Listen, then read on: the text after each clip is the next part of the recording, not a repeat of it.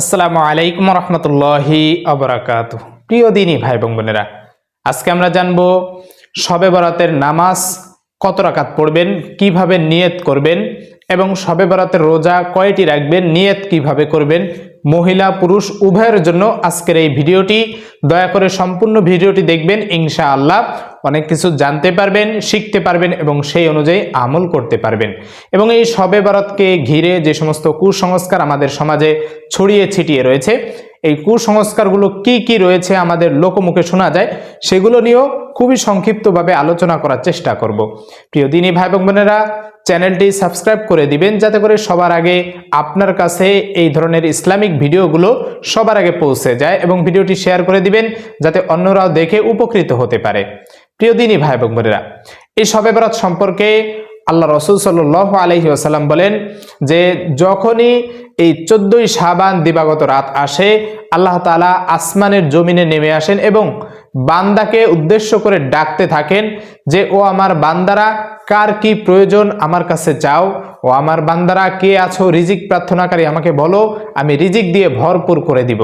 ও আমার বান্দা, কে অসুস্থ রয়েছে আমাকে বলো, আমি তাকে সুস্থতা দান করব। কে বিপদগ্রস্ত রয়েছে আমাকে বলো, আমি বিপদ দূর করে দিব। এইভাবে আল্লাহ তাআলা আমাদের মাথার উপরের যে আসমান, এইখান থেকে ডাকতে থাকেন এবং ফজর পর্যন্ত বান্দাকে এভাবে ডাকতে থাকেন। তাই নিঃসন্দেহে এই হাদিস দ্বারা এটা বোঝা যায় যে লাইলাতুন নিসফি মিন শাবান বা শাবানের অর্ধ রজনী বা শবে বরাত, যে নামেই আমরা বুঝি না কেন, এটা নিঃসন্দেহে অনেক বড় গুরুত্বপূর্ণ একটা ফজিলতপূর্ণ রাত। তো এই রাতকে কেন্দ্র করে আমাদের সমাজে কিছু প্রচলিত ভুল রয়েছে, কিছু কুসংস্কার রয়েছে, এগুলো আগে আমরা জেনে নেই। সেটা হচ্ছে এ রাতে অনেক নারীগণ রাতে গোসল করে থাকেন। বিশেষ করে নারীগণ এই বিষয়টা অনেক মনে করেন, জরুরত মনে করেন, ফজিলত মনে করেন যে রাতের বেলা গোসল করলে তার শরীরের যে গোসলের পানিটা ঝরে যায়, সাথে সাথে জীবনের সমস্ত গুনাহ ঝরে যায়। এটা আমাদের সমাজে প্রচলিত। এটা একবারেই জাল হাদিস বা জাল হাদিসও পাওয়া যায় না। সহি হাদিস তো দূরের কথা, একটা জাল হাদিসও পাওয়া যায় না এমন ফজিলতের কথা। তাই এই কুসংস্কারটা আমাদের পরিত্যাগ করতে হবে। 2 নাম্বার কুসংস্কার, সেটা হচ্ছে হালুয়া রুটির প্রচলন। আমাদের সমাজে মনে করেন যে শবে বরাতের রাতে হালুয়া রুটি বানিয়ে বাড়িতে বাড়িতে বিলালে এটার দ্বারা অনেক ফজিলত হয়, এটার দ্বারা অনেক নেকি পাওয়া যায়, এটা অনেক পুণ্যের কাজ। তাই এই জিনিসটাও আমাদের পরিত্যাগ করতে হবে। আর বিশেষ করে আর একটা বিষয়, শহর অঞ্চলে বেশিরভাগ দেখা যায় যে অনেক যুবক ছেলেপেলেরা রাতে আতশবাজি বা ছোট ছোট পটকা বাজি যেগুলোকে বলা হয়, এগুলো বাজিগুলো ফুটিয়ে থাকে, যার কারণে তারা মনে করে শবে বরাত উৎসবের রাত, এই শবে বরাতটা উদযাপনের রাত। আসলে মূলত এই শবে বরাত যেহেতু এটা একটা ভাগ্য নির্ধারণী রজনী বা অনেকেই বলেছেন মুক্তির রজনী, আল্লাহ তাআলা সারা বছরের একটা বাজেট নির্দিষ্ট করে রাখেন এবং এই বছরের ভিতরে কোন কোন বান্দা মৃত্যু হবে, কোন কোন বান্দা দুনিয়াতে আসবে, কার কতটুকু রিজিক প্রাপ্ত হবে, দুনিয়ায় কোথায় বৃষ্টি হবে, কোথায় রোদ হবে, এই সব এক বছরের যত বাজেট আছে আল্লাহ তাআলা ফেরেশতাদেরকে বুঝিয়ে দেন যে সামনের এক বছরে কি কি ঘটবে।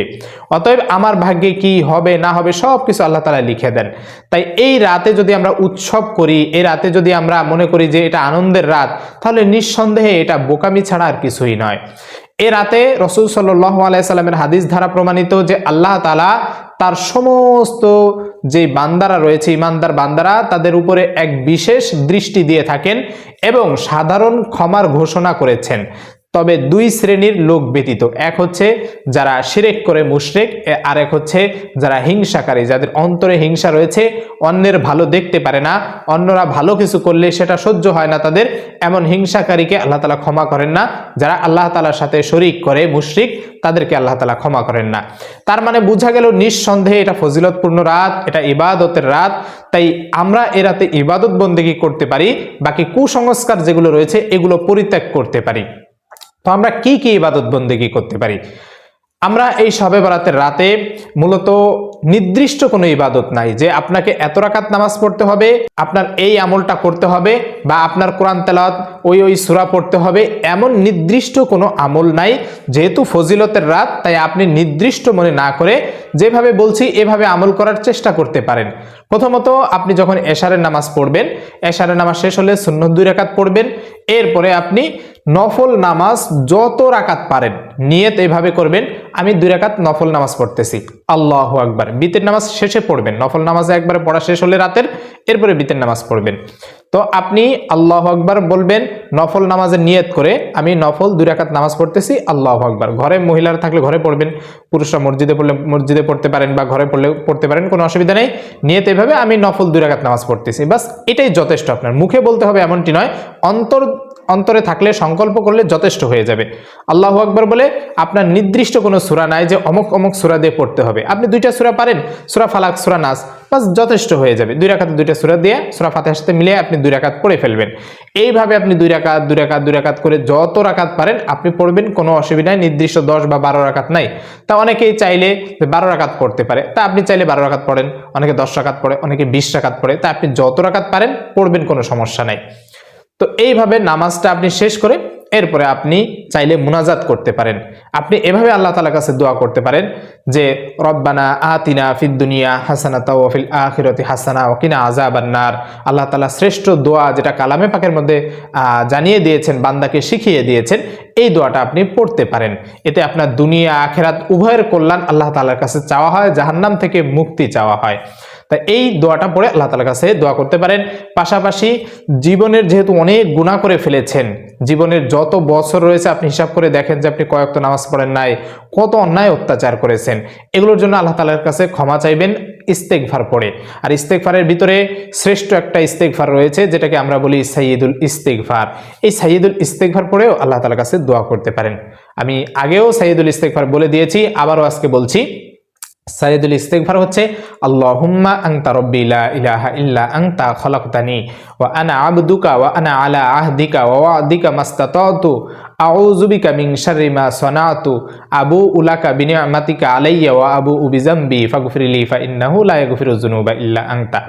আপনি এই ইস্তেগফার পুরোটা দেখে দেখে পড়তে পারেন, অথবা ছোট্ট ইস্তেগফার যেটা, এটাও পড়তে পারেন, আস্তাগফিরুল্লাহ ওয়া আতুবু ইলাই, এতটুকু আপনি পড়তে পারেন।